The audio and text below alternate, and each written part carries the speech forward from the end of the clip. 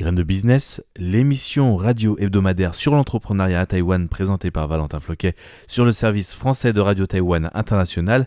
Retrouvez toutes les informations de l'émission sur la page Facebook dédiée Graines de business, mais aussi sur mon compte Twitter personnel ValFR84 dans lequel je partage également des informations plus généralistes sur Taïwan et l'Asie.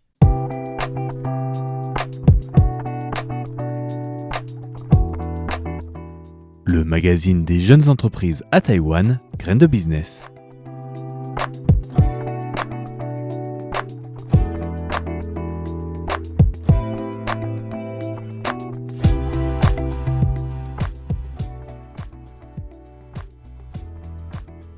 Bienvenue à tous sur ce nouveau numéro de Graines de business. Vous êtes en compagnie de Valentin Floquet pour ce nouvel épisode dans lequel nous allons traiter d'un sujet qui revient régulièrement car il y a des évolutions et des échanges entre la société civile et notamment les étrangers et le gouvernement puisqu'il s'agit de la carte Gold et de son bilan en fait d'il y a 3 ans. Donc c'est ce que nous avions fait en fait récemment, surtout j'avais fait une réponse un peu personnelle par rapport aux critiques que j'ai pu voir un peu partout dans les médias anglophones à Taïwan. Et voilà un peu une réponse diffusée avant-hier sur le Taipei Times en anglais du gouvernement qui a refait des enquêtes et refait des sondages de son côté pour voir où en était la situation et si il y avait des améliorations à apporter sur cette carte Gold d'immigration. Donc cette semaine nous allons parler en fait de la carte Gold, un chantier de la banque à prévoir. Voilà, donc c'est notre sujet d'aujourd'hui. Nous allons donc traiter de cette carte Gold et revenir un petit peu sur ce qu'elle est, mais aussi un petit peu sur la sensation des étrangers qui souscrivent à cette carte Gold et leur retour sur ces 3 dernières années, notamment même au niveau des chiffres. Et c'est donc comme ça que l'on commence ce sujet. Le gouvernement taïwanais avait prévu que la barrière de la langue serait la principale plainte des titulaires de la carte Gold à Taïwan. C'est pour ça que Tsai Ing-wen et tout le gouvernement taïwanais avaient appuyé Taïwan bilingue en 2030. On sait qu'on en est très loin puisque ça a été des débats récents très animés, que ce soit au niveau de la société civile à Taïwan, mais aussi au sein même de Radio Taïwan International lors d'une émission de On en parle à Taïwan. Beaucoup de choses ont été discutées donc et pour la plupart des étrangers résidents, la réalité est tout autre. Ce sont les formalités bancaires qui posent problème. Pour eux, tout ce qui touche à la banque est compliqué et fait perdre du temps. Et si une chose devait être changée, selon eux, ce serait que les banques taïwanaises se mettent enfin à un système moderne et adapté. Depuis 2018, Taïwan a distribué plus de 6500 cartes Gold aux étrangers dans le cadre de sa politique d'acquisition de talents internationaux pour lutter contre le vieillissement de la population active de la nation. La carte est une carte de résident, combinée avec un permis de travail ouvert valable 3 ans, ce qui signifie que les titulaires de la carte peuvent vivre à Taïwan sans être liés à un employeur. Selon l'enquête du gouvernement, nous en avions déjà parlé dans une autre émission, c'est ce que je vous ai dit en introduction, les problèmes auxquels la carte Gold est confrontée concernent dans l'ordre la banque, le logement, l'immigration et la culture du travail à Taïwan. Le bureau de la carte Gold pour l'emploi a été créé en octobre 2020 pour résoudre ces problèmes et pour construire et soutenir une communauté de la carte Gold. Malgré les barrières, une enquête montre que 60% des titulaires de la carte Gold envisagent de rester à Taïwan plus de 3 ans ou considèrent déjà Taïwan comme leur maison. Nous avions déjà parlé de cette information qui avait été mal interprétée, notamment par un journaliste du magazine taïwanais Commonwealth ou encore une autre tribune d'un étranger dans le Liberty Times. Nous allons revenir d'ailleurs sur ces déclarations, notamment sur un point précis tout à l'heure dans cette émission. Mais ce n'est qu'en octobre 2020 que le bureau de la carte Gold de Taïwan a été créé pour résoudre ces problèmes et créer et soutenir une communauté de la carte Gold. Cependant, Taïwan a encore un long chemin à parcourir pour devenir une destination de choix pour les talents mondiaux comme Singapour ou feu Hong Kong qui a perdu de sa superbe pour des raisons politiques. Le gouvernement espère attirer ainsi 400 000 professionnels étrangers d'ici 2032. 2032 c'est demain, c'est à peu près dans 9 ans, dont 60 000 grâce à la carte Gold, et le temps presse donc. En 9 ans, ça là va demander beaucoup d'efforts, puisque là on en est à peine à 6 400 en 3 ans. S'il reste 9 ans, on est loin des 400 000. Voilà, si vous faites un petit peu de maths. Et donc pour revenir à notre projet, la principale suite de ce programme, c'est la résolution des problèmes. Au cours de l'année dernière, le bureau des cartes Gold a organisé des réunions et des séminaires pour sensibiliser l'industrie financière aux besoins des immigrants étrangers. Et l'année dernière, ils ont travaillé avec 4 banques d'État pour créer un processus simplifié de carte de crédit pour les détenteurs de la carte Gold. Ils ont également conseillé aux banques de créer des programmes conçus pour les étrangers. Et c'est notamment le chef de projet du bureau des cartes Gold qui le mentionne, Tom Fifield, et qui explique que jusqu'à présent, le bureau des cartes Gold avait essayé de traiter les problèmes les plus simples à réaliser et les plus instantanés pour ne pas empêcher les entrepreneurs de travailler. Désormais, là, ce sont des problèmes de fond, ce sont des problèmes qui demandent beaucoup plus d'investissement et de temps. C'est ce qu'il explique tout de suite. Les soucis auxquels nous faisons face désormais sont à la fois structurels et culturels, et qui demandent des solutions qui demandent plus de temps. Le bon point est que le programme de la carte Gold reste un succès. Donc nous sommes un pic qui peut être utilisé pour briser ces problèmes latents. Le directeur du bureau, Jonathan Liao, déclare que c'est surtout une question de sensibilisation. En effet, selon son expérience lorsqu'il a invité 45 banques à un séminaire, beaucoup ne savaient pas ce qu'était une carte Gold. C'est grâce à ces événements qu'au moins ils sont maintenant en mesure de comprendre les besoins de la communauté étrangère et comment cela affecte leur entreprise, explique le directeur. On peut voir que lorsque cette sensibilisation se développe dans différents secteurs, ils améliorent et ouvrent leurs services aux résidents étrangers. Le logement est aussi une des parties difficiles pour les résidents étrangers. Pour eux, il est difficile d'obtenir un prêt hypothécaire par exemple, et les propriétaires sont souvent discriminatoires envers les étrangers. Les conditions de vie générales occupent le 4e rang dans l'enquête sur les problèmes rencontrés, et les coûts élevés du logement à Taipei posent des problèmes à tous les résidents.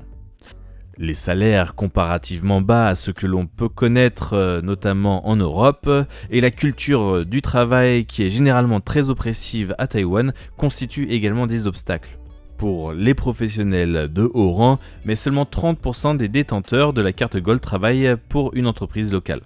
Seulement 25% des répondants ont choisi Taïwan pour des raisons professionnelles.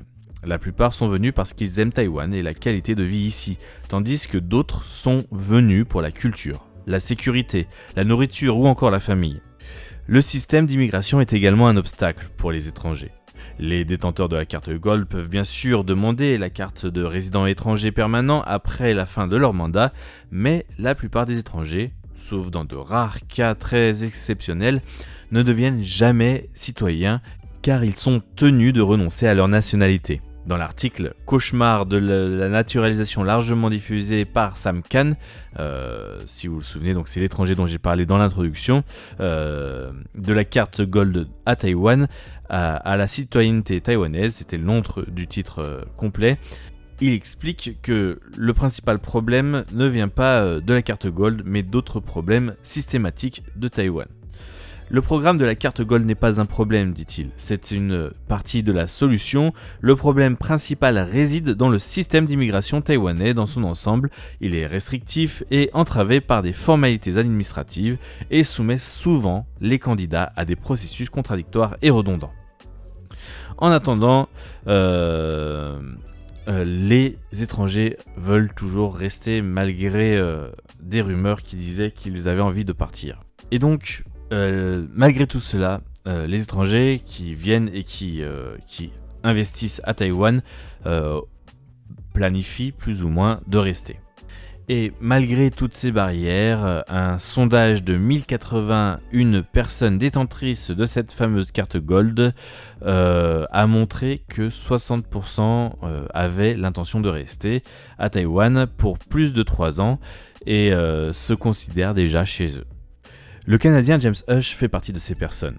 Après avoir échoué pendant plusieurs années pour obtenir une carte verte aux États-Unis et de poursuivre son rêve américain, il a décidé de se rendre à Taïwan. Et donc James Hush s'était entretenu avec une start-up américaine pendant le Covid-19 et c'est là qu'il a appris que le CEO en question vivait, notamment en tout cas à temps partiel, à Taïwan. Et cela faisait plusieurs années que James Hush apprenait déjà le mandarin en ligne et qu'il avait entendu parler que Taïwan était un genre de paradis anti-Covid. Et ces deux éléments l'ont motivé à demander à cette nouvelle entreprise s'il pouvait travailler depuis Taïwan.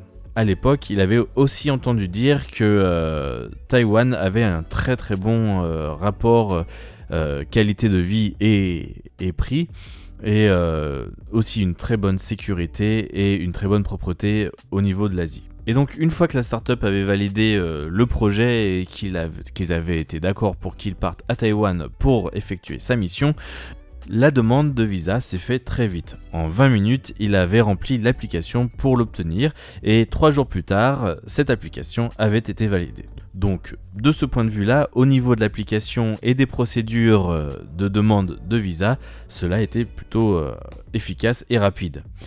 Et donc, il continue son aventure à Taïwan. Alors, il rencontre des problèmes culturels, des problèmes inhérents au fait d'arriver dans un nouveau pays, mais rien d'exceptionnel. Mais à la fin de son premier boulot, la carte Gold lui permet quand même de rester à Taïwan et de trouver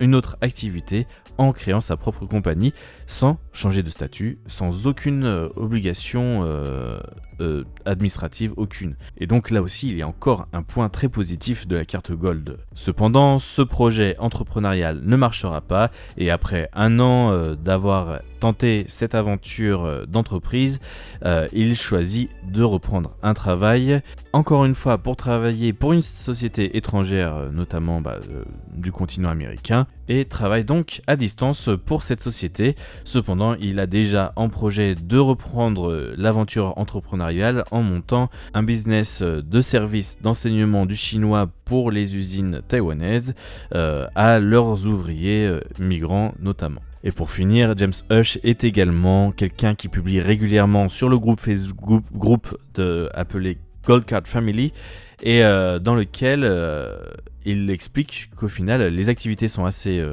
soutenues et qu'il y a toujours quelqu'un pour publier des questions ou alors aider ou donner des informations sur l'entrepreneuriat ou sur d'autres domaines. Ce qu'il aime aussi, c'est la variété des groupes d'aide et orientés vers l'industrie et l'entrepreneuriat qui existent à Taïwan.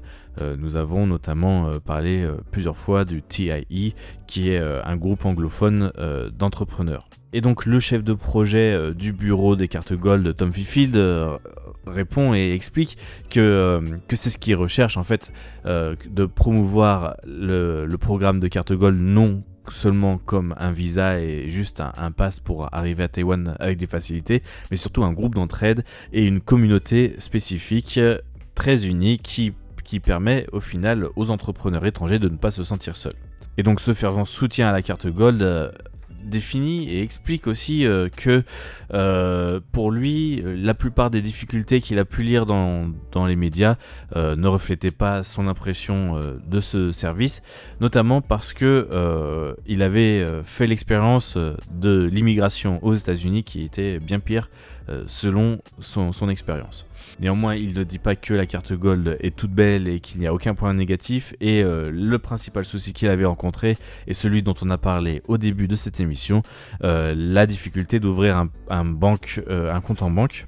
Et il dit qu'il était surpris à l'efficacité et la force de persuasion dont a fait preuve le bureau des cartes Gold. Il a remarqué que quelques mois seulement après son arrivée et le fait qu'il ait eu des problèmes avec la banque, cela était déjà beaucoup plus facile de trouver des banques plus enclins à travailler avec les détenteurs de cartes Gold.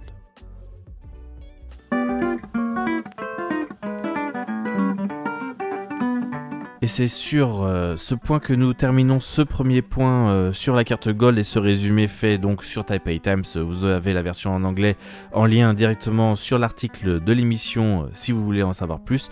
Et sinon on se retrouve la semaine prochaine pour parler de la fin de cet article et peut-être aussi de l'article général en chinois que j'avais trouvé sur CNA.